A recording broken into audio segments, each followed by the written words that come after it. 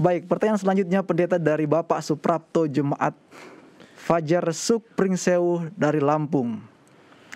Dalam Amsal 8 ayat 23 sampai 30, Tuhan menciptakan aku, dalam tanda kurung di sini hikmat, permulaan penciptaannya. Sedang dalam 1 Korintus 1 ayat 24, hikmat Allah adalah Yesus. Juga dalam Wahyu 3 ayat 14, di situ ada amin, dalam tanda kurung adalah Yesus adalah permulaan hikmat, permulaan ciptaan Allah. Apakah artinya ini? Dan di sini ada notes pendeta bahwa beliau sudah menyaksikan tayangan sebelumnya yang membahas tentang Yesus dan ciptaan sesuai Amsal 8 ayat yang ke-22. Tapi ketika beliau hubungkan dengan 1 Korintus 1 ayat 24 dan Wahyu 3 ayat 14, masih belum mendapatkan jawabannya. Demikian Pak Pendeta.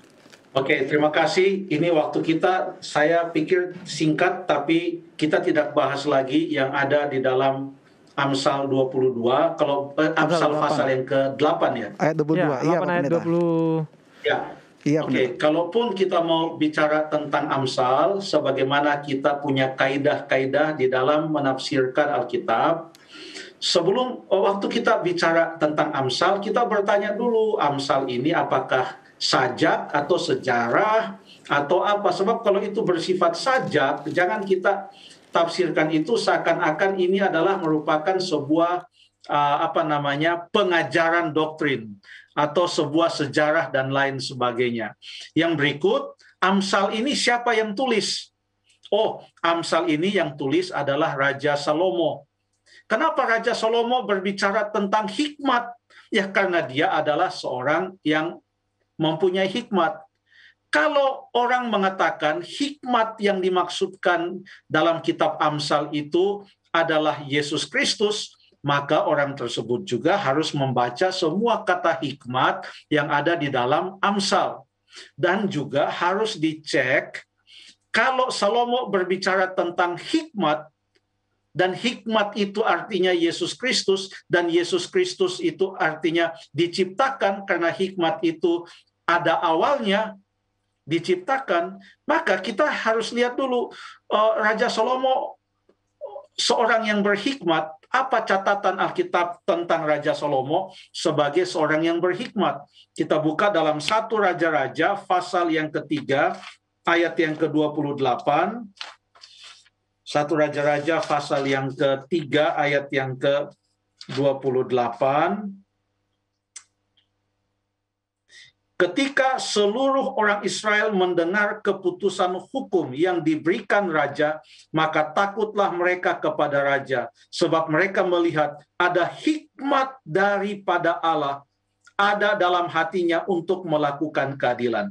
Jadi kalau kita katakan hikmat itu adalah Yesus Kristus, dan ini ada hikmat dari Allah dalam hatinya, maka kita juga harus bisa mengatakan, oh berarti waktu Salomo mengambil keputusan, ada Yesus di dalam hatinya. Apakah demikian kita menafsirkan? Atau kita mengatakan ada pengetahuan dan kebijaksanaan yang Allah berikan di dalam hatinya. Sebab kalau hikmat di dalam Amsal pasal yang ke-8 itu artinya Yesus Kristus, maka kita harus konsisten juga. Kurang lebih demikian cara kita melihatnya. Sekarang bagaimana dengan Wahyu pasal yang ketiga ayat yang ke-14. Coba kita baca sekali lagi Wahyu pasal yang ketiga ayat yang ke-14. Oke. Inilah firman dari Amin, saksi yang setia dan benar, permulaan dari ciptaan Allah. Permulaan, kata permulaan di sini dalam bahasa Yunani adalah kata arche, ya. Arche. Archetektiseos teu. Artinya permulaan dari ciptaan atau yang diciptakan Allah. Permulaan dari ciptaan Allah. Ada satu prinsip tata bahasa dalam bahasa Yunani, di mana ada kata-kata benda yang mempunyai padanan kata kerjanya, yang disebut sebagai dia punya cognate verb. Jadi contohnya kata iman, ya. Kata iman itu dalam bahasa Yunani adalah pistis. kata kerjanya pisteuo, jadi ada dia punya pist, ya, pistis, pisteuo, pistis dia punya kata kerja, kata benda iman, sementara pisteuo artinya dia punya kata kerja percaya. Dalam kata-kata yang mempunyai kata benda yang mempunyai cognate verb atau padanan kata kerja seperti ini, maka begitu ia muncul dalam suatu bentuk yang biasanya disebut sebagai bentuk genetif dan dipadukan dengan kata benda lainnya, jadi kata benda ini dipadukan dengan kata benda dalam bentuk genetif, maka kata ini bisa diartikan apakah ini sebagai yang menerima tindakan atau yang melakukan tindakan. Apakah dia objektif genetif yang menerima suatu tindakan atau subjektif genetif yang melakukan tindakan itu. Nah, kata arche bisa diartikan sebagai permulaan, bisa diartikan juga sebagai yang utama, bisa juga diartikan sebagai kuasa yang memerintah. Itu kata arche. Ternyata kata benda ini punya padanan kata kerja, yaitu kata arko. Kata arko artinya yang memulai, yang memerintah, atau yang menyebabkan sesuatu itu mulai dan terjadi. Itu kata arko. Sehingga pada waktu dipadukan kedua kata ini, yaitu permulaan dari ciptaan, maka pertanyaannya adalah, apakah ini adalah permulaan yang diciptakan, atau ini adalah dia yang menyebabkan penciptaan itu? Jadi ada dua kemungkinan penafsirannya. Apakah dia permulaan yang diciptakan, di mana dia menandakan penciptaan itu,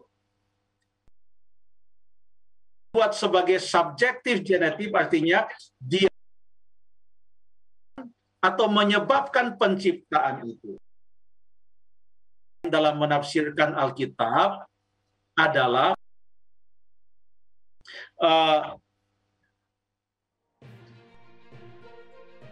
menafsirkan Alkitab bertentangan dengan ajaran-ajaran dalam bahagian Alkitab lainnya. Bagian Alkitab lainnya yang juga ditulis oleh Yohanes dan juga yang menulis kitab Wahyu, dikatakan Yesus itu adalah pencipta. Yang ketiga, firman yang menjadi manusia adalah pencipta. Tanpa dia tidak ada yang dari apa yang jadi sekarang ini. Dialah. Dari keterangan itu, maka kita bisa mengambil kesimpulan bahwa yang dimaksudkan dengan permulaan dari ciptaan Allah, artinya bukan berarti dia yang diciptakan permulaan, tetapi dialah yang menciptakan. Bukan dia yang menerima tindakan penciptaan itu, tetapi dialah yang menyebabkan penciptaan itu terjadi. Kurang lebih demikian. Terima kasih.